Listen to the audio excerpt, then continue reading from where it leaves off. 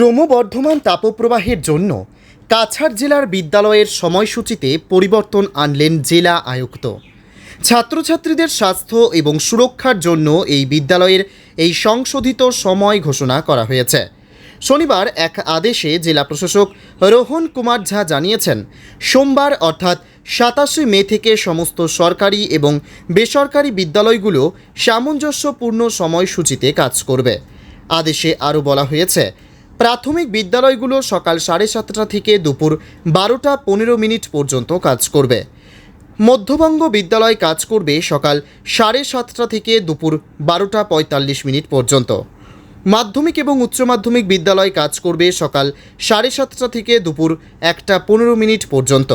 উল্লেখ্য, গত সপ্তাহ থেকে ক্রমাগত উচ্চ তাপমাত্রা বৃদ্ধি পাওয়ায় জেলা প্রশাসনের এই সিদ্ধান্ত নিয়েছে। একইভাবে হাইলাকান্দি জেলার শিক্ষা প্রতিষ্ঠানগুলিতেও ক্লাসের সময়সূচিতে পরিবর্তন আনা হয়েছে। শনিবার হাইলাকান্দি জেলা আয়ুক্ত বিদ্যালয়ের ক্লাসের নতুন সময় ঘোষণা করেছেন। জেলার এলপি স্কুলগুলি সকাল 7:30 থেকে বেলা 12:15 পর্যন্ত চলবে। অনুরূপভাবে জেলার ইউপি স্কুলগুলি সকাল 7:30 থেকে দুপুর 12:45 পর্যন্ত চলবে।